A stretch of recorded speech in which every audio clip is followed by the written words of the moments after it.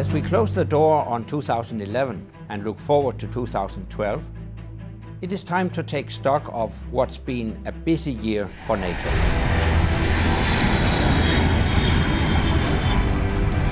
NATO responded to the United Nations call to protect the people of Libya. NATO has now decided to launch an operation to enforce the arms embargo against Libya. NATO allies have now decided to enforce the no-fly zone over Libya.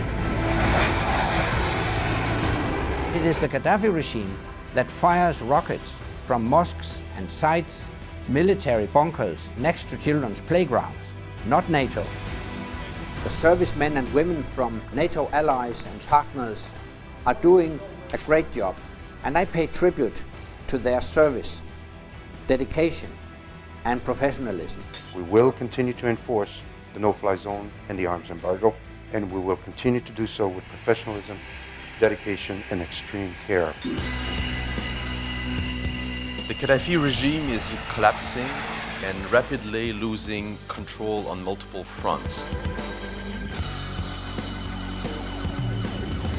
After 42 years, Colonel Gaddafi's rule of fear has come to an end. La communauté internationale est prête d'assister les nouvelles autorités libyennes dans la reconstruction du pays. Having no NATO boots on the ground meant that the solution to this problem had to be taken by the people of Libya themselves. Notre opération en Libye prendra fin le 31 octobre. I was very proud to be in Tripoli when Chairman Abdul Jalil told me NATO is in the hearts of the Libyan people. You have shown great courage, determination, and sacrifice. You have shown that nothing is stronger than the desire for freedom.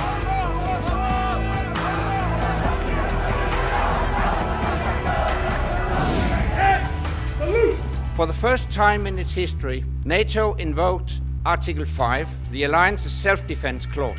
Afghanistan remains by far NATO's largest operation.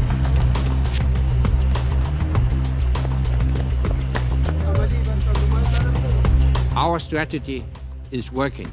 The Afghan National Security Forces are fighting shoulder to shoulder with us in more and more operations. They have faced dangers and threats head-on with courage, skill, and determination. This is what we call transition to Afghan leadership. La transition ne signifie pas que nous quitterons l'Afghanistan. Beyond the end of our combat mission, we will still have a partnership with Afghanistan, a partnership that will endure.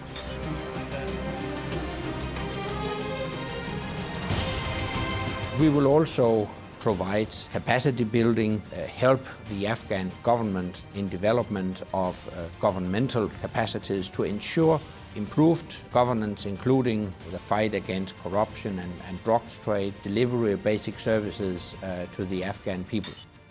We have seen the vibrant economy here in Herat.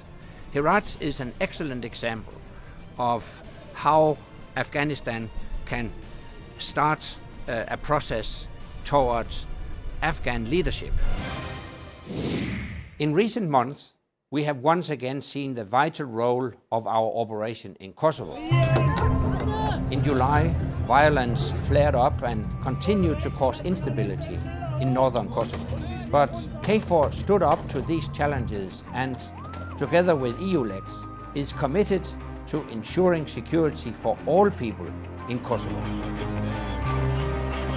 The use of violence is not acceptable, and particularly attacks on our soldiers and on any member of international missions in Kosovo are not acceptable.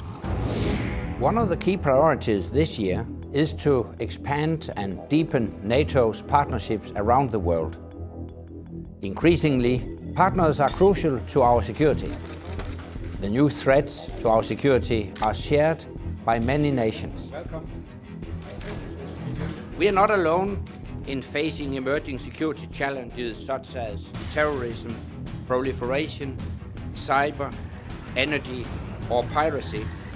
We will also give priority to further developing our valuable cooperation with partner organizations, not least, of course, the United Nations and the European Union.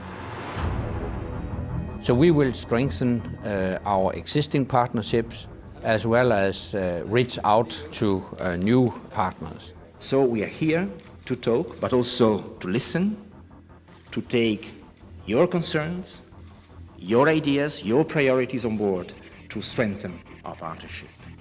Because your security and our security are intertwined. NATO and Georgia are already close partners. You are the second largest non-NATO contributor to our operation in Afghanistan. We fully support your aspirations to join our alliance. We agreed in Bucharest in 2008 that you will join our alliance, and that decision stands. And I'm confident we will continue the positive dialogue from our summit in Lisbon in 2010, where NATO and Russia agreed a strategic partnership. Good morning. Welcome to this meeting of the NATO-Russia Council. It is not an arms race, but a race for a better future where we can all share the golden prize of security.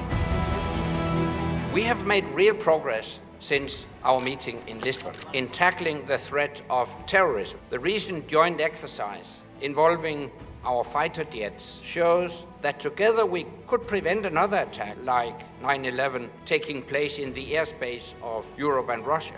And our successful cooperation on detecting explosives will allow us to counter suicide bombings, such as the one that struck Domodedovo Airport. But even when we disagree, transparency is the best way to reduce tension and build trust. On missile defense, we do not agree yet.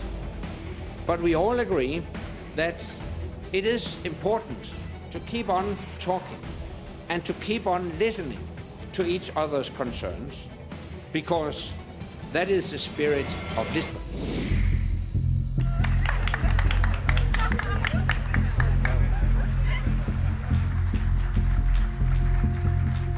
If we acknowledge that there is no more money available right now, then we need to change the way we spend our money. And that's why I am promoting the idea of smart defense. Smart defense is working together to make better use of the resources which are available to us. As we are in financial difficulty, we have to invest wisely, effectively, efficiently. It means not with more resources, but with more coordination and more coherence. 2012 will be marked by our next summit in Chicago in May. Chicago is a city built upon diversity and determination. Those values underpin NATO too.